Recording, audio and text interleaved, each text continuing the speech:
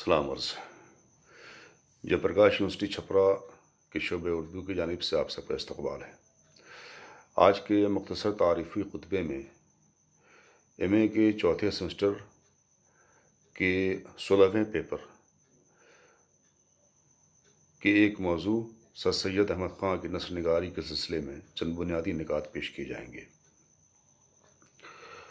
1857 का तारीख़ी सानहा और अलमिया हिंदुस्तान की कौमी तारीख़ में एक गैर मामूली अहमियत और नौइयत रखता है। गरचे बज़ाहिर हिंदुस्तानियों पर अंग्रेज़ों का तसल्लुत पूरी तरह कायम हो चुका था, मगर उसी गैर मुल्की जाबिराना तसल्लुत ने इनकलाबी तब्दीलियों की राह भी हमवार की थी। 57 के उस अलमनाक वाक़या का जो तअस्सुर उस वक्त कायम हुआ था, उसकी निशानदेही करते हुए डॉक्टर एजाज हुसैन ने लिखा है कि 57 के बाद से मुसलमानों की हालत और अबतर हो गई। अंग्रेज़ों को शक हुआ कि गदर के बानी मुसलमान ही थे। इसलिए जितनी सख्ती मुमकिन थी उन फिरंगियों ने मुसलमानों पे की। जान माल, इज़्ज़त, आबरू, हर एक पहलू पर अंग्रेज़ों ने ज़रबेकारी लगाई। हिंदुस्तानी मुसलमानों की ज़िल्लत व पस्ती, बेहिसी, बदआमाली और गफलत शारी ने बतदरीज हालात को और ज़्यादा ख़राब कर दिया। 57 की तबाह व बर्बादी से मुतासिर होने वालों में खुद सर सैयद अहमद ख़ां भी थे।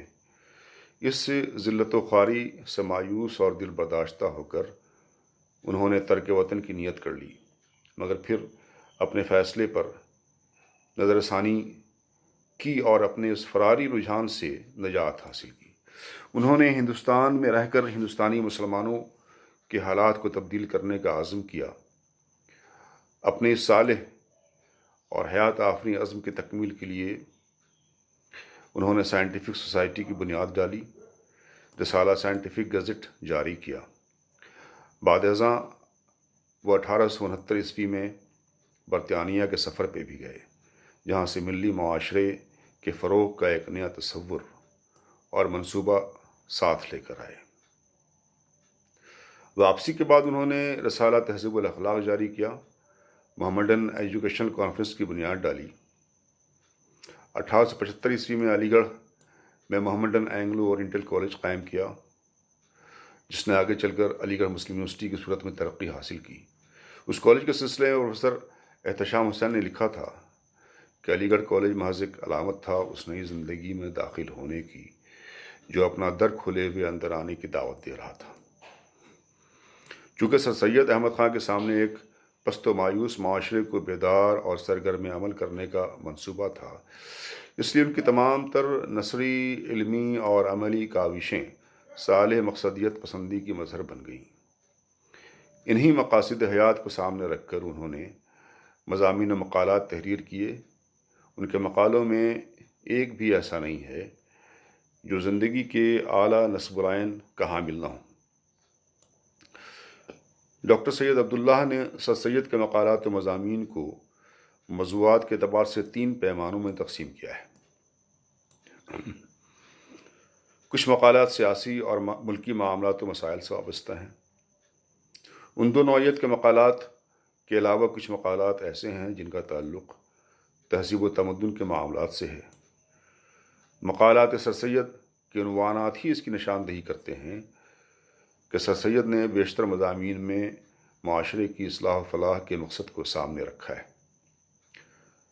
चंद उन्वानात मुलाहज़ा फरमाएँ। बहस व तकरार,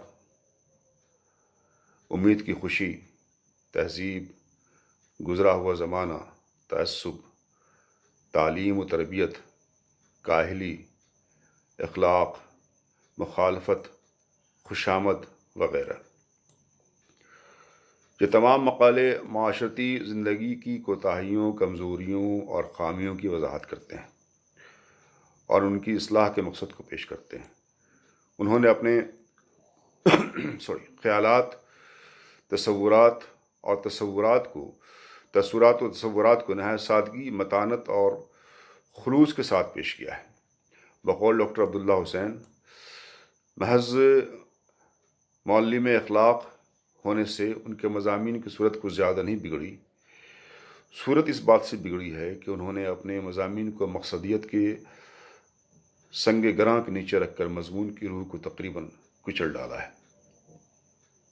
یہ درست ہے کہ مقصدیت کی بالادستی نے ان کے مقالوں کو خشک اور بے کیف بنا دیا ہے، مگر یہ اس عہد کا اور سر سید کی شخصیت کا تقاضا تھا، یہ اس عہد کی ضرورت تھی، متعلقہ عہد کو تاریکی سے باہر نکالنے کا یہی ایک وسیلہ تھا۔ سر سید احمد خان کے نثری اسلوب میں کوئی جمالیاتی لطافت نہیں ملتی، کوئی کشش انگیز کیفیت بھی نہیں ملتی۔ اس کی بنیادی وجہ یہ ہے کہ ان کی تحریروں کا مقصد ادبیت یا ادب نگاری نہیں تھا، اور وہ جن منازل کی جستجو میں تھے وہاں رائوں کے بے باک اظہار کے علاوہ کوئی چارہ بھی نہیں تھا۔ اسی لیے ان کی نثر میں دعوت فکر ہے، دعوت عمل ہے، پیغام حیات ہے۔ انہوں نے اپنی باتوں کو، اپنے خیالات کو زیادہ سے زیادہ لوگوں تک پہنچانے کے لیے صاف و سادہ اور عام فہم زبان استعمال کی ہے، جس میں کوئی تکلف یا تصنع نہیں ہے۔ ان کے طرز تحریر میں ایک ایسی بے ساختگی، ایک ایسی بے ساختہ روانی اور بے تکلف برجستہ بیانی ہے جو پڑھنے والوں کو اپنی طرف بہرحال متوجہ کرتی ہے۔ در حقیقت سر سید احمد کی اسلوبی برجستگی اور پرخلوص بیانیہ صفائی اور عبارت آرائی نے ایک طرف اردو نثر کے دامن میں بے پناہ وسعت بخشی، تو دوسری طرف اس عہد کی ملی زندگی میں نیا شعور بھی پیدا کیا۔ ان کے لفظوں، فقروں اور جملوں میں کہیں پر کوئی ثقالت اور پیچیدگی ہوتی تو وہ اپنے نقطہ نظر کو زیادہ سے زیادہ مفید اور مؤثر نہیں بنا پاتے۔ اردو نثر کی ارتقائی تاریخ میں انہوں نے ایک ایسے نئے سنگ میل کو نصب کیا جس کی وجہ سے علمی نثر نگاری کی روایتوں کا روز افزوں فروغ ہوتا گیا۔ اس اعتبار سے دیکھیے تو یہ حقیقت خود عیاں ہو جاتی ہے کہ سر سید نے نثر جدید کی اولین روایتوں کی تشکیل اتنے انہماک و اخلاص کے ساتھ کی کہ اردو نثر کے ذریعے ہر طرح کے خیالات و موضوعات پیش کیے جانے لگے۔ سر سید سے پہلے نثر کا دامن تنگ تھا، انہوں نے اسے بے پناہ وسعت بخشی۔ رسالہ تہذیب الاخلاق میں سر سید خود بھی مضامین لکھتے رہے اور اپنے ہم خیال دانشوروں سے بھی مضامین لکھوا کر شائع کرتے رہے۔ انہوں نے نثر نگاری کا ایک ایسا اسلوب اختیار کیا جس میں سادگی و پرکاری تھی۔ صاف و سادہ زبان میں لکھ کر انہوں نے اردو نثر کو ایک شعور نو سے ہم آہنگ کیا۔ یہ اسی وقت ممکن ہے کہ جب زبان پر پوری قدرت ہو اور اس کے ساتھ ہی موضوع تحریر پر بھی کافی وسیع اور گہری نظر ہو۔ سر سید کے دل میں قوم کا جو درد تھا اس نے ان کی تحریر میں سادگی، اثر، خلوص کے عناصر کو یکجا کر دیا تھا۔ وہ اپنے مطلب کو سادہ لفظوں میں صاف صاف بیان کر دینے کو ترجیح دیتے تھے۔